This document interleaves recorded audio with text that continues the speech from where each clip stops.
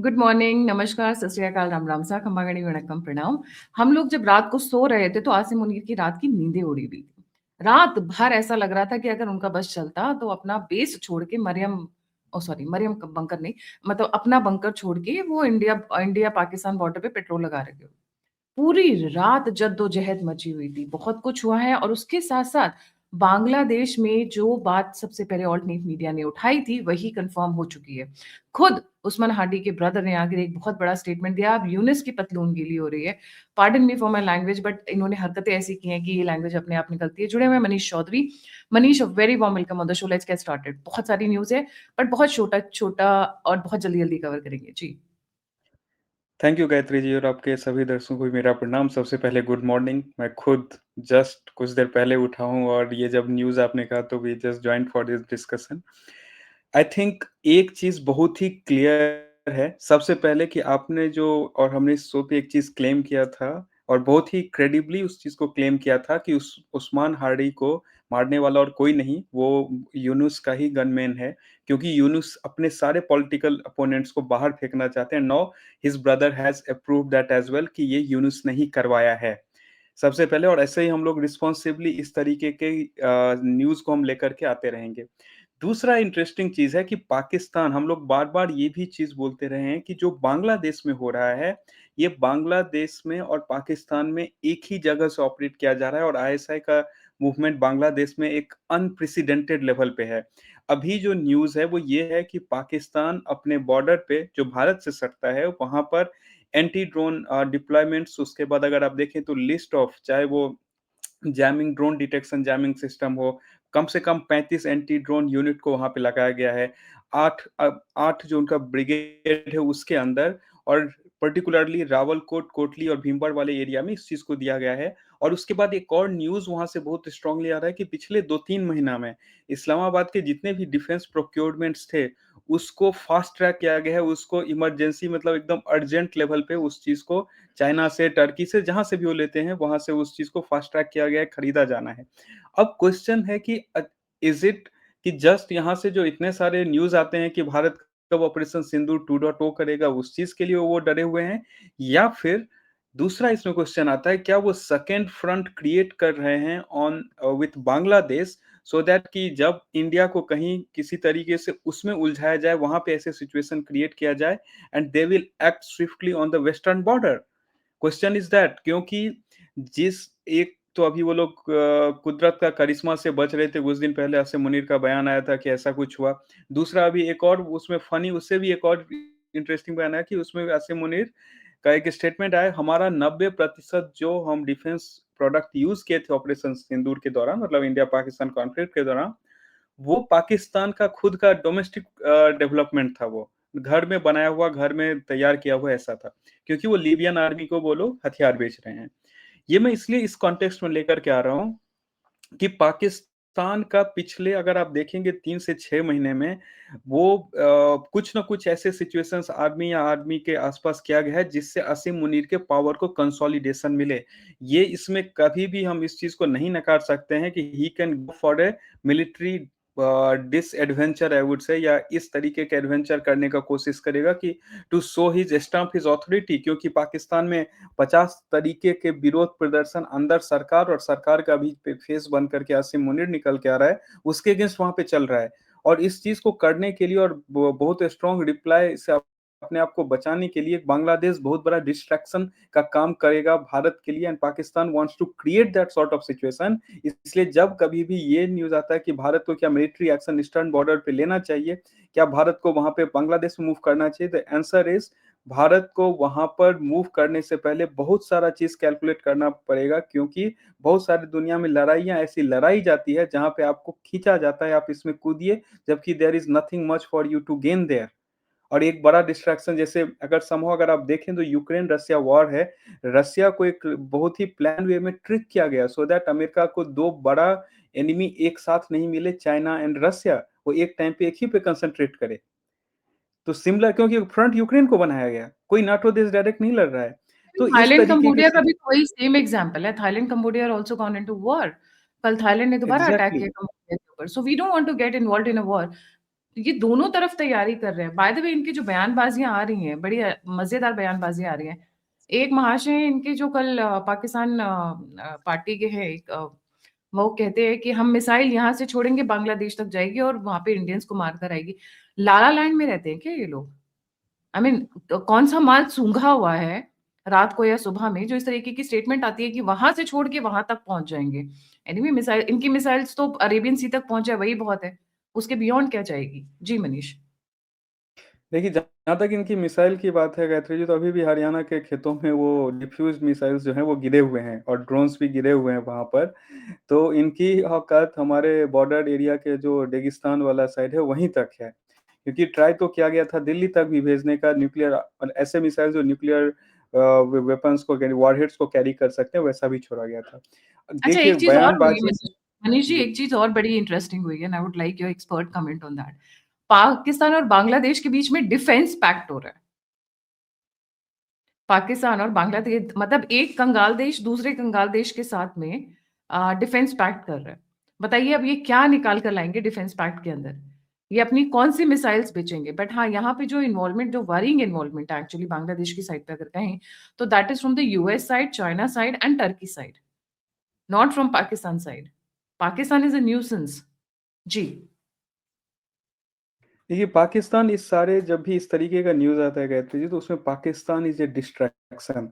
जैसे मैं बोल रहा हूँ पाकिस्तान इज़ अ डिस्ट्रैक्शन यहाँ पे, और मैं जो अभी यूक्रेन का एग्ज़ाम्पल दिया था, क्योंकि in a broader context of thing अगर आप देखेंगे तो पाकिस्तान एक वेसल स्टेट है जिसको एज़ एन एग्ज़ाम्पल या एज़ अ फेस या आपको दिखेगा कि ऐसा किया जा रहा है। लेकिन जो उसके पीछे जो उसको ऑपरेट करने वाले होते हैं, वो कहाँ से करेगा भाई? वो अपना एक-एक चीज़, चाहे वो चाइना है, वो टर्की से खरीद के ला रहा है, वो कौन-सा डिफेंस पैक्ट करेगा? वो क्या ब बेच पाएगा? उसके पास वो एक ही चीज़ वो बना पाता है, वो भी उसका जो मिसाइल्स वो बराक और कुछ और सीरीज़ का बनाता है, उसके अलावा दे हैव नथिंग। और जो यहाँ पे बांग्लादेश पूरा उसका जो डिफेंस सिस्टम है, वो सारा बाहर से इम्पोर्टेड सिस्टम्स है।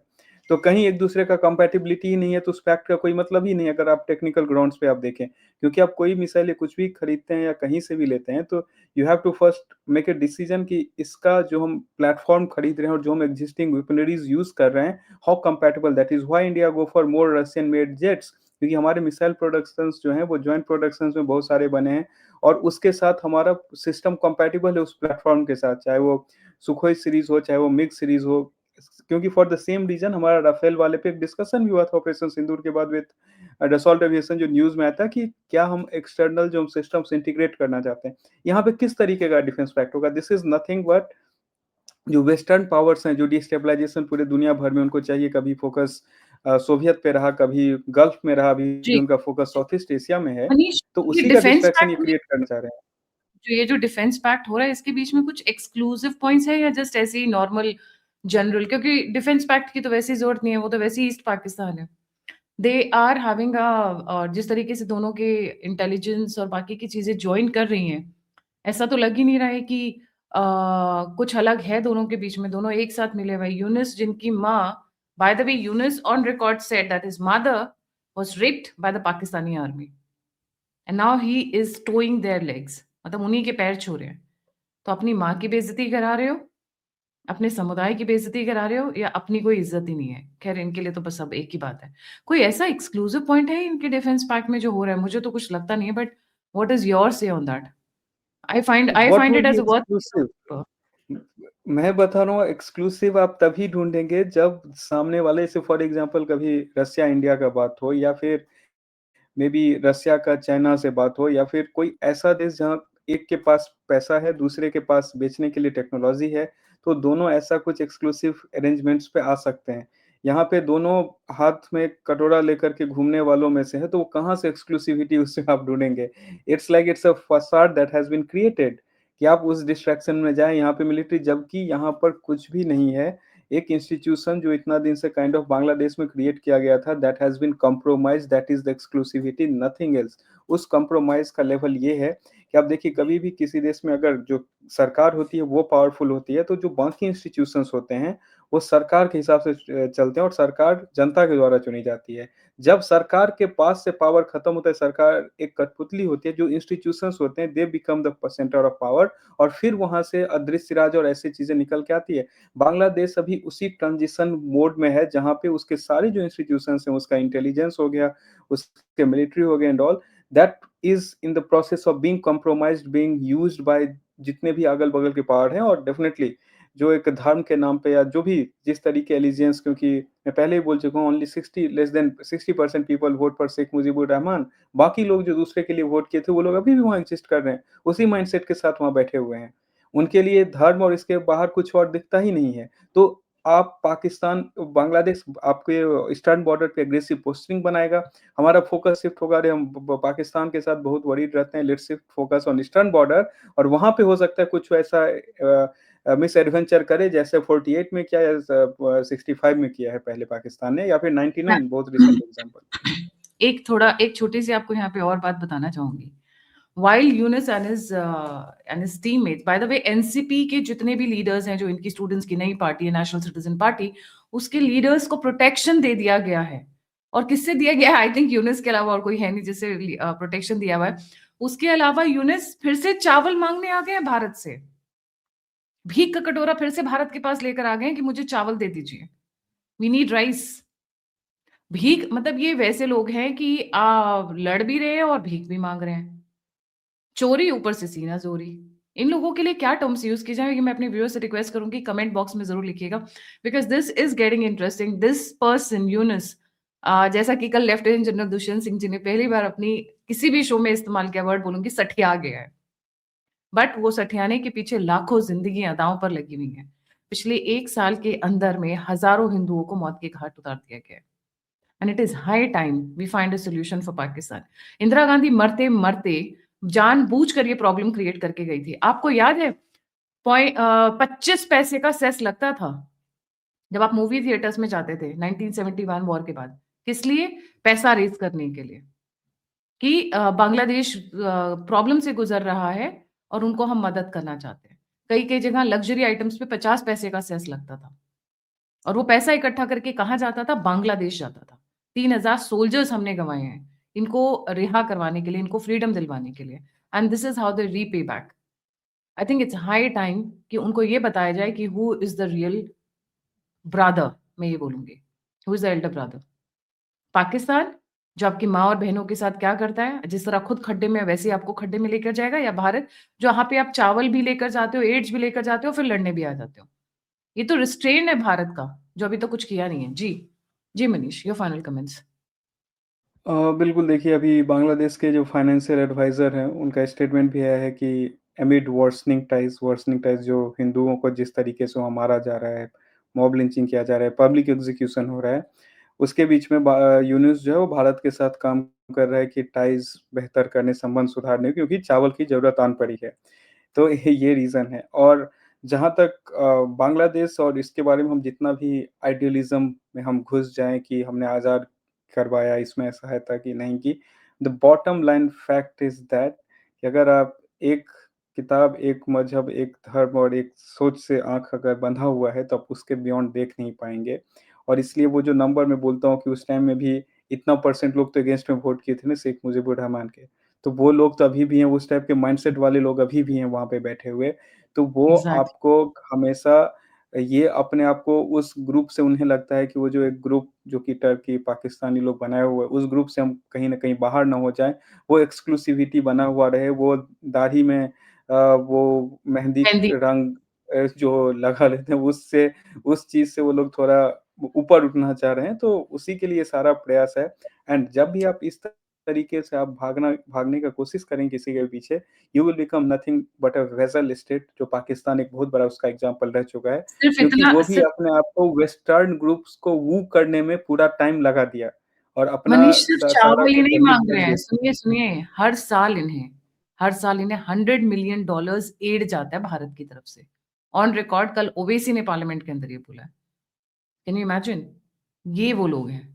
तो इससे पहले कि आप बांग्लादेशीज़ को अपने घर में एम्प्लॉय करें, उनकी महिलाओं को नौकरी दें और उनके मैं स्पेशली मुस्लिम्स की बात कर रही हूँ, हिंदुओं की बात नहीं कर रही हूँ। उनको अपने घर में आप जगह दें, पनाह दें, गार्ड बनाएँ, कारपेंटर के लिए रखें, इलेक्ट्रिशियन के रखें। Remember that we paid a price for their freedom and what we are getting in return. वो मत भूलिएगा क्योंकि आज की जो जनरेशन वो नहीं जानती कि हमने क्या-क्या सैक्रिफाइसेस किए हैं। इट्स टाइम कि उनको याद दिलाया जाए। Thank you so much Manish for joining. जाने से पहले बॉर्डर फिर से गर्म हो चुका है और बहुत सारी गतिविधियाँ चल रही हैं। Let's keep a tab on the latest development with the alternate media. Please जल्दी से सब्सक्राइब करें, आगे आएँ, अपने अपने रिलेटिव्स के साथ में, अपने फ्रेंड्स के साथ में, फैमिली के साथ में वीडियो शेयर करें, इन्फॉर्मेशन शेयर करें। बहुत ज़रूरी है कि हम आने वाली जनरेशन को इन चीज़ों से अवगत कराएँ। अब a community that doesn't remember its history is bound to repeat it. We are going to face the same situation if we are not going to learn it from what has happened in the past. इसी के साथ जय हिंद, जय श्री राम, हर हर महादेव। हर हर महादेव।